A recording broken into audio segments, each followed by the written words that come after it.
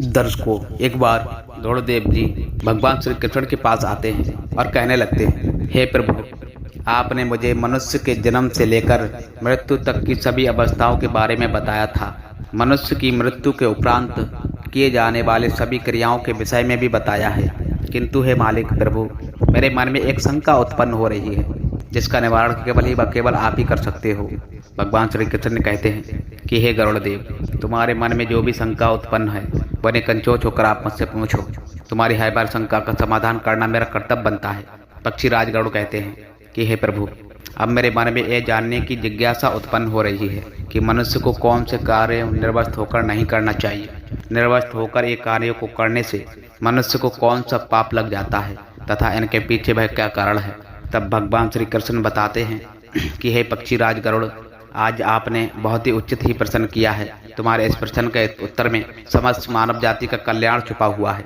तुमने यह सत्य ही कहा है कि मनुष्य को कभी निर्वस्त होकर के भोजन, स्नान तथा षड्यंत्र नहीं करना चाहिए। निर्वस्त होकर के यह तीन काम करने से इनका मनुष्य के जीवन काल में अशुभ प्रभाव पड़ने लगता है।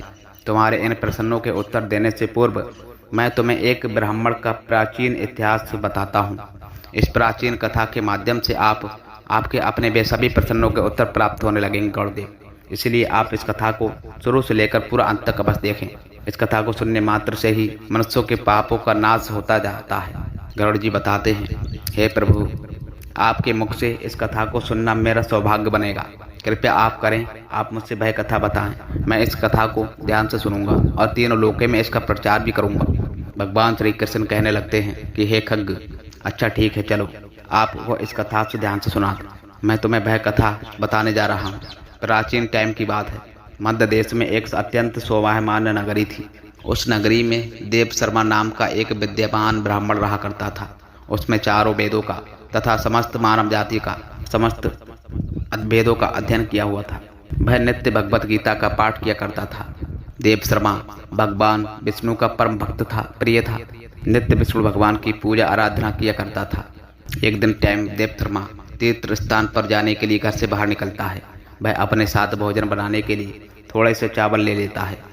देव शर्मा घने जंगलों से बीतता हुआ तीर्थ स्थान पर चलने लगता है। बहुत देर तक चलने के बाद देव शर्मा जंगल में स्थित एक जलाशय के समीप पहुंच गया।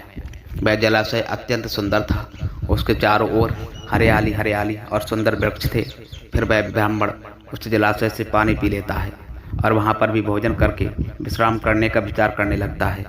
देव शर्मा अपने जलाने के लिए लकड़ियां इकट्ठे करने लगता है। तभी उसे जलाशय के पास में एक विचित्र दृश्य दिखाई देने पड़ता है। उस जलाशय के आसपास सभी वृक्ष तथा पौधे हरे भरे होते हैं, किंतु केवल दो वृक्ष एकदम से सूखे होते हैं तथा मित्र दिखाई देने पड़ते हैं। उन वृक्षों को देखकर दोस्तों देव शर्मा को बड़ा आश्चर्य होने लगता है। वह इस प्रकार से सोचने लगता था कि बड़ी ही विचित्र बात है कि इस जंगल के सभी पेड़ पौधे हरे भरे हैं, किंतु यह दो वृक्ष तो एकदम से सूखे पड़े हैं। इन पर ना तो कोई पत्ते हैं और ना ही कोई छाल है। इन वृक्षों की ऐसी हालत किस कारण से हुई है। इतना सोचते हुए दर्शकों वह मन ही मन प्रसन्न होने लगता है और कहने लगता है कि चलो अच्छी बात है। आग जलाने के लिए सूखी लकड़ियाँ का भी इंतजाम हुआ। देव शर्मा वह सूखे हुए वृक्षों के पास पहुंच जाता है और उनकी टहनियाँ तोड़ने लग जाता है।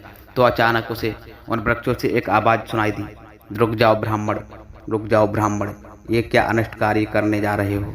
उस आवाज़ को सुनकर देव शर्मा चौंक जाता है। दोस्तों इधर उधर देखने लगता है और कहने लगता है कि कौन है, कौन आवाज़ दे रहा है। यहाँ पर तो मुझे कोई दिखाई नहीं दे रहा। तुम जो कोई भी हो सामने आकर के बात करो। फिर से एक बार आवाज़ आने लगती है, हे ब्राह्मण देवता, हम तुम्हारे सामने ही हैं, आप हमें देख नहीं पा रहे हो। देव शर्मा कहने लगता है, हे भाई साहब, तुम कौन हो और हमारे पास कहाँ पर खड़े हो, मुझे तो कुछ भी दिखाई नहीं दे रहा। फिर से वह से आवाज़ आई, हे ब्राह्मण देव, आप जिस भी वृक्ष की टहनी तोड़ रहे थे, मैं वही वृक्ष की बात कर रहा हूँ, किंतु आप मुझे पहचान नहीं पा रहे हो। देव शर्मा ब्राह्मण घबराने लगता है और इधर उधर देखने लगता है। तो उसकी दृष्टि उन देव पेड़ों पर पड़ जाती है। वह देखता है कि वह पेड़ मनुष्य की बारे में बात कर रहा है। इस विचित्र घटना को देखकर देव शर्मा को बड़ा आश्चर्यचकित होने लगा। वह कहने लगता है, बड़ी ही विचित्र बात है, ये मित्र पेड़ तो मनुष्यों की बाड़ी में बात कर रहा है। ये प्रभु की कैसी विचित्र लीला है। देव शर्मा उन्हें मित्र वृक्षों से कहने लगता है, हे वृक्षों, तुम वह कौन हो और तुम मनुष्य की वाणी में कैसे बात कर रहे हो और तुम्हें वृक्षों का शरीर कैसे प्राप्त हुआ? तुम्हारे समीप इतना बड़ा जलाशय होने के बावजूद भी तुम सूखे पड़े क्यों हो और बाकी सभी पेड़ पौधे वृक्ष हरे भरे हैं? आखिर ऐसा कैसा संभव है? देव शर्मा की ऐसी बात जानकर सुनकर वह पेड़ कहने लगता है कि हे ब्राह्मण देवता, हमारी ऐसी दशा हमारे कर्मों के कारण ही हुई है। हमने पिछले जन्म में जो पाप किया था उसी का फल भोग रहे हैं। देव शर्मा कहने लगता है कि हे वृक्ष, कृपा करके आप मुझे अपने पिछले जन्म का वृतांत बताइए। तब वह वृक्ष कहने लगता है कि हे ब्राह्मण देव, अब हम आप सभी को अपने पिछले जन्मों का वृतांत बताता हूँ। पूर्व काल की बात है, मैं एक धनेश्वर नाम का वैश्य था और वह एक मेरी पत्नी दुर्मति थी। हम दोनों ही कांचीपुरी में निवास किया करते थे। मेरा स्वभाव अत्यंत दुष्ट और क्रूर था। मैं लोगों को ब्याज देकर के धन पैसा कमाया था। मेरी पत्नी भी अत्यंत क्रूर और दुष्ट स्वभाव की थी। उसने कभी अपने द्वार पर आए अतिथियों का सम्मान नहीं किया था। हमने काफ़ी पुण्य धर्म के कार्य नहीं किए थे। सदैव ही दीन और गरीब लोगों को सताया करते थे। उस समय काल में हमारी कोई संतान भी नहीं थी। हम दोनों ही संतान ने सुख प्राप्ति के लिए भोग विलास किया करते थे। हम निर्वस्त्र होकर के स्नान आदि किया करते थे और निर्वस्त्र होकर के शयन किया करते थे। अनेक वर्षों तक भोग विलास करने पर भी हमें संतान सुख प्राप्त नहीं हो पाया। मैंने कभी अपने पूर्वजनों के लिए श्राद्ध नहीं किया था, कभी तर्पण नहीं किया, उनके लिए कभी दान धर्म पुण्य के कार्य भी नहीं किए थे, जिन कारण से हमारे वे सभी पूर्व रुष्ट हो गए थे। मेरा मन सदैव ही काम वासना से भरपूर रहता था। हम दोनों पति पत्नी दिन रात भोग विलास किया करते थे। निर्वस्त्र होकर के ही स्नान भोजन तथा शयन किया करते थे, जिससे समस्त देवी देवता और पितृ भी हमसे रुष्ट नाराज हो गए थे। इस प्रकार से अनेक वर्ष बीत जाने के बाद भी हम पुत्र प्राप्ति की कामना से तीर्थ यात्रा पर निकले थे। रास्ते पर जाते टाइम एक नदी किनारे हम निर्वस्त्र होकर नदी किनारे संबंध बनाया। सौभाग्य से उसी नदी में डूबकर हम दोनों की मृत्यु हो गई थी। मृत्यु के बाद हमें ले जाने के लिए यमराज के 2 दूत हमें प्रकट हुए। वे दूत हमें पकड़कर यमपुरी ले गए। यमपुरी दृश्य अत्यंत भयंकर था। यमराज विशाल काय सिंहासन पर बैठे हुए विराजमान थे और उनके पास चित्रगुप्त बैठे थे, जो यमपुरी में आए हुए प्राणियों का लेखा जोखा निकाल रहा थे। जब हमारी बारी आई तो यम के दूतों ने मुझे यमराज के सामने खड़ा कर दिया। फिर चित्रगुप्त यमराज से कहने लगते कि हे धर्मराज, इस वैश्य ने तो अपने जीवन काल में कभी कोई पुण्य का कार्य नहीं किया है। इसने अपने पूर्वजनों का सदैव ही अनादर किया था। इसने सदैव ही निर्वस्त्र होकर के स्नान और भोजन तथा शयन किया है, इसीलिए ये केवल नरक जाने के ही योग्य बनता है। इस प्रकार से दर्शकों चित्रगुप्त ने हमारे कर्मों का लेखा जोखा यमराज को बताया था। यमराज हमें देखकर कहने लगा, अरे दुष्ट, तूने तो कभी कोई पुण्य के कार्य नहीं किया। तूने सदैव ही निर्वस्त्र होकर के स्नान करके वरुण देवता का अपमान किया है।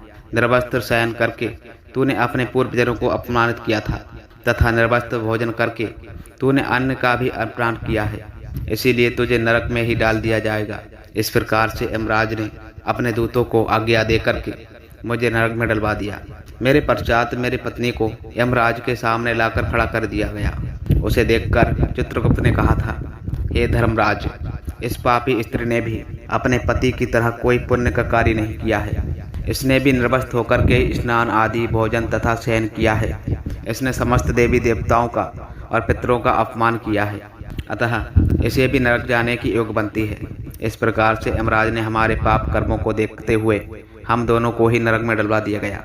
नरक में सजा भुगतने के बाद में हमें वृक्ष का शरीर प्राप्त हुआ। जैसे जैसे हम बड़े हुए हमारे सारे पत्ते भी गिर गए और हमारी छाल भी नष्ट हो गई। निर्वस्त्र कार्य करने के कारण इस जन्म में भी वृक्ष के रूप में हमारे वृक्ष रूपी शरीर भी नरक में हो गया और हम कष्ट भुगत रहे हैं। हे विप्रवर, कृपा करके आप हमें इस कष्ट से मुक्ति दिलाने के लिए कोई उपाय अवश्य बताइए। इस प्रकार से दर्शक मित्रों उन दोनों की बात जानकर देव शर्मा को उन पर बड़ी दया आने लगी। देव शर्मा उसी स्थान पर बैठकर भगवान विष्णु की प्रार्थना करने लगा था और वृक्ष बने हुए वैश्य और उसकी पत्नी की मुक्ति की कामना करने लगा। देव शर्मा कहने लगा, हे प्रभु, मैं अपने भगवत गीता के पाठ का पुण्य इन वैश्य पति पत्नियों को प्रदान करता हूँ। कृपा करके आप इन दोनों को मुक्ति प्रदान कीजिएगा। इतना कहने के बाद ही वह दोनों वृक्ष राम से टूटकर जमीन पर गिर पड़े और उनके अंदर से अत्यंत सुंदर वस्त्र प्रदान किया हुआ वैश्य और उनकी पत्नी प्रकट हुए। फिर उस स्थान पर भगवान विष्णु के दो पात्र प्रकट हुए और उन दोनों को दिव्य विमानों में बैठाकर दिव्य लोक पर चले गए। इस प्रकार से दर्शक मित्रों, भगवत गीता का पठन का पुण्य प्राप्त करके वह वैश्य और उनकी पत्नी दोनों को ही मोक्ष की प्राप्ति हुई थी। जी हाँ दर्शकों, भगवान श्री कृष्ण बताते हैं, ये पक्षीराज, मनुष्य को कभी भी निर्वस्त्र होकर के भोजन और शयन और स्नान आदि नहीं करना चाहिए। निर्वस्त्र स्नान करने से जल के देवता वरुण देव का अपमान हो जाता है। निर्वस्त्र भोजन करने से भी अन्न की देवी माता लक्ष्मी का, अन्नपूर्णा का भी अपमान होता है और निर्वस्त्र शयन करने से समस्त पितृगण रुष्ट दुष्ट हो जाते हैं। इसलिए दर्शक मित्रों, मनुष्य को निर्वस्त्र होकर के एक तीन काम भूलकर नहीं करना चाहिए। तो दर्शक मित्रों, इस प्रकार से श्री कृष्ण ने गरुड़ जी को महत्वपूर्ण ज्ञान दिया था। आपको यह कथा कैसी लगी दर्शक मित्रों, तो कमेंट के माध्यम से हमें अवश्य बताएं। मिलते हैं साथियों फिर ऐसे ही ज्ञानवर्धक वीडियो से। तब तक के लिए आपका दिन शुभ हो, मंगलमय हो। यदि जानकारी पसंद आई हो तो सर्वप्रथम वीडियो को एक लाइक प्रदान अवश्य कीजिएगा और साथ ही यदि आप हमारे चैनल पर पहली बार आए हैं तो चैनल को भी दोस्तों सब्सक्राइब अवश्य कर लेना। मिलते हैं साथियों फिर ऐसे ज्ञानवर्धक वीडियो से। तब तक के लिए आपका दिन शुभ हो।